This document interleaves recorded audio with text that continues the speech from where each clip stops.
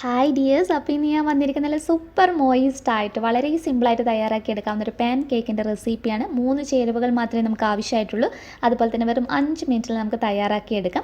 ഈ recipe specially dedicated Angel അതുപോലെ തന്നെ ആൻ മെരിയ എന്ന് പറഞ്ഞ 2 കുട്ടികൾക്ക് വേണ്ടിയിട്ടാണ്. അപ്പോൾ അതുപോലെ തന്നെ ഈ റെസിപ്പി വളരെ സിമ്പിളായിട്ട് അമ്മമാർക്ക് കുട്ടികൾക്കൊക്കെ ഒഴിവ് ദിവസങ്ങളിൽ വളരെ സിമ്പിളായിട്ട് അവർക്ക് ഇഷ്ടപ്പെടുന്ന രീതിയിൽ തയ്യാറാക്കി കൊടുക്കാവുന്ന ഒന്നാണ്. അപ്പോൾ എല്ലാ അമ്മമാരും കുട്ടികൾക്കൊന്നും ഉണ്ടാക്കി കൊടുക്കാൻ നോക്കുക. അപ്പോൾ നമുക്ക് വേഗം തന്നെ വീഡിയോയിലോട്ടേക്ക് പോകാം. അപ്പോൾ ഇത് തയ്യാറാക്കി എടുക്കുന്നതിന് നമുക്ക് ആവശ്യമായിട്ടുള്ള നമ്മുടെ എല്ലാവരുടെയും ഫേവറേറ്റ് ആയിട്ടുള്ള ഓറിയോ ബിസ്ക്കറ്റാണ്. അപ്പോൾ ഇത് ഞാനൊരു 5 പാക്കറ്റ് ബിസ്ക്കറ്റാണ് എടുത്തിട്ടുള്ളത്. ഇത് ചെറിയ പാക്കാണ് കേട്ടോ. അപ്പോൾ ഒരു പാക്കിനകത്ത് 4 പീസസ് മാത്രമേ ഉള്ളൂ. അപ്പോൾ ആകെ ഒരു 20 പീസ് ബിസ്ക്കറ്റാണ് ഉള്ളത്. അപ്പോൾ ഇനി നമ്മൾ ചെയ്യേണ്ടത് ഈ ബിസ്ക്കറ്റിനകത്തുള്ള ക്രീം നമ്മളൊന്ന് സെപ്പറേറ്റ് ചെയ്യണം. ക്രീം മുഴുവനായിട്ട് സെപ്പറേറ്റ് ചെയ്ത് ഒരു ബൗളിനകത്തോട്ടേക്ക് ചേർത്ത് കൊടുക്കുക. ബിസ്ക്കറ്റ് സെപ്പറേറ്റ് ആയിട്ട് വേറൊരു ബൗളിനകത്തോട്ടേക്ക് മാറ്റുക. അതിനുശേഷം ഈ ബിസ്ക്കറ്റ് നമ്മൾ ചെയ്തെടുക്കേണ്ടത് മിക്സിയിലെ ചെറിയ ജാറിനകത്തോട്ടേക്ക് ചേർത്ത് കൊടുത്തിട്ട് ഒന്നങ്ങ് പൊടിച്ചെടുക്കണം. നല്ല ഫൈൻ പൗഡറാകുന്ന രീതിയിൽ ഇതുപോലെ വേണം തയ്യാറാക്കിയെടുക്കാൻ വേണ്ടിയിട്ട്. മാക്സിമം നല്ല ഫൈൻ പൗഡറായിട്ട് തന്നെ റെഡിയാക്കിയെടുക്കുക. അപ്പോൾ ഞാൻ മുഴുവൻ ഒന്ന് പൊടിച്ചെടുത്തിട്ടുണ്ട്. ആ ഒരു 20 പീസ് ബിസ്ക്കറ്റും ഇതുപോലെ തന്നെ നന്നായിട്ടൊന്ന് പൊടിച്ചെടുത്തിട്ടുള്ളതാണ്. ഇനി ബാറ്റർ തയ്യാറാക്കി എടുക്കുന്നതിനായിട്ട് ഒരു ബൗളിനകത്തോട്ടേക്ക് നമ്മൾ പൊടിച്ച് വെച്ചിരിക്കുന്ന ബിസ്ക്കറ്റ് മുഴുവനായിട്ട് ചേർത്ത് കൊടുക്കാം. ഇനി ഇതിലോട്ടേക്ക് വളരെ കുറച്ച് ഒരു 2-3 പിഞ്ച് ബേക്കിംഗ് സോഡ അഥവാ അപ്പക്കാരം, അതല്ലെങ്കിൽ ഇതിന് പകരം നിങ്ങൾക്ക് ഒരു 1/2 ടീസ്പൂണിനടുത്ത് ബേക്കിംഗ് പൗഡറായിട്ട് വേണമെങ്കിലും ചേർത്ത് കൊടുക്കാം. എന്നിട്ട് വിസ്ക് ഉപയോഗിച്ചിട്ട് ഒന്ന് ജസ്റ്റ് ഒന്ന് മിക്സ് ചെയ്തെടുക്കാം. നല്ല രീതിയിൽ എല്ലാ സൈഡിലും വരുന്ന രീതിയിൽ ഒന്നങ്ങ് മിക്സ് ചെയ്യാം.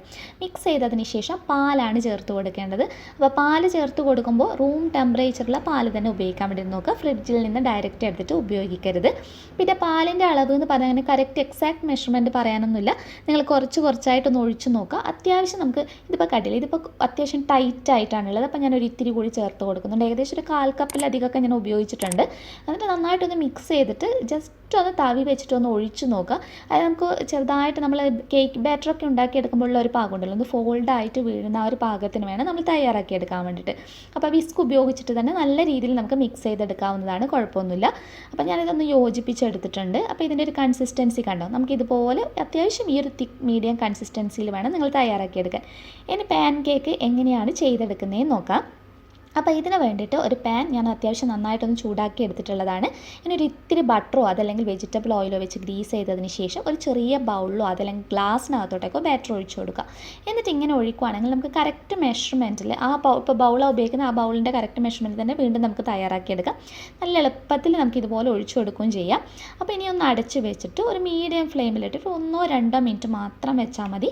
അപ്പോഴേക്ക് തന്നെ ഇത് നല്ലതുപോലെ ബേക്കായിട്ട് കിട്ടും. കറക്റ്റ് ഒരു 2 മിനിറ്റൊക്കെ എടുത്തിട്ടുള്ളൂ കേട്ടോ. അത് കണ്ടില്ലേ, നന്നായി കുക്കായി വന്നിട്ടുണ്ട്. ഇനി നമുക്കിതൊന്ന് തിരിച്ചിട്ട് കൊടുത്തിട്ട് ഇതിൻ്റെ മറ്റേ സൈഡ് കൂടി അതുപോലെ തന്നെ വളരെ കുറച്ച് തിരിച്ചിട്ട് കഴിഞ്ഞാൽ വളരെ കുറച്ചൊരു 30 സെക്കൻഡൊക്കെ ജസ്റ്റ് ഒന്ന് റെഡിയാക്കി എടുത്താൽ മാത്രം മതി. അപ്പോൾ നമ്മുടെ ആദ്യത്തെ പീസ് പാൻ കേക്ക് ഇവിടെ റെഡി ആയിട്ടുണ്ട്. അപ്പോൾ ഇതേ മെത്തേഡിൽ തന്നെ ബാക്കിയുള്ള ബാറ്റർ കൂടി നമുക്കൊന്ന് റെഡിയാക്കി എടുക്കാം.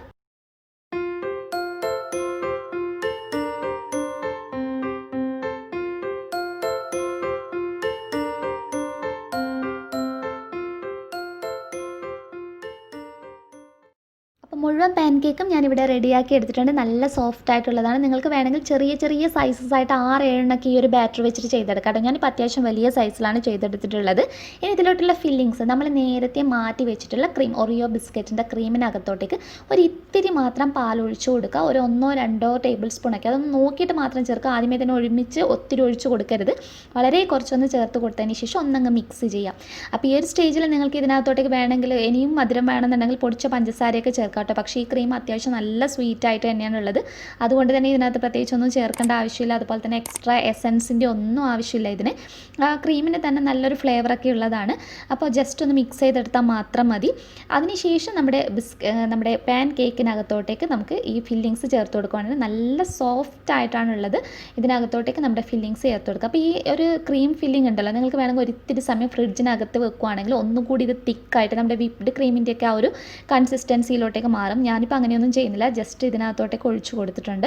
എന്നിട്ട് നമ്മുടെ അടുത്ത ലെയർ പാൻ കേക്ക് വെച്ച് ജസ്റ്റ് ഒന്ന് പ്രസ് ചെയ്തതിന് ശേഷമാണ് ഞാൻ ഫ്രിഡ്ജിനകത്തോട്ടേക്ക് ഒരു ഇത്തിരി സമയം, വളരെ കുറച്ച് സമയം വെച്ചിട്ടുണ്ടായിരുന്നു. ഒരു 5 മിനിറ്റൊക്കെ വെക്കുമ്പോഴത്തേക്കും തന്നെ ഈ ക്രീം കുറച്ചൊന്ന് കണ്ടില്ലേ, ഒന്ന് തിക്കായി വന്നിട്ടുണ്ട്.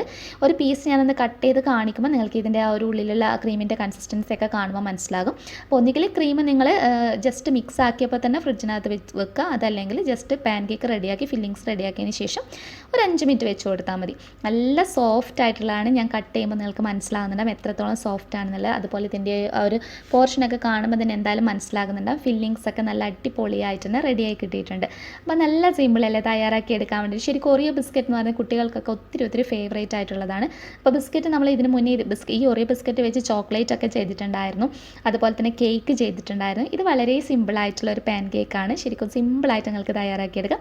അപ്പോൾ ഇന്നത്തെ റെസിപ്പി എല്ലാവർക്കും ഇഷ്ടപ്പെട്ടെന്ന് വിചാരിക്കുന്നു. റെസിപ്പി ഇഷ്ടപ്പെടുവാണെങ്കിൽ ലൈക്ക് ചെയ്യാനും ഷെയർ ചെയ്യാനും മറക്കരുത്. നെക്സ്റ്റ് വീഡിയോയിൽ ഇനിയും നല്ലൊരു വെറൈറ്റി ഡിഷ് ആയി കാണാം. അതുവരെ ടേക്ക് കെയർ. Bye bye.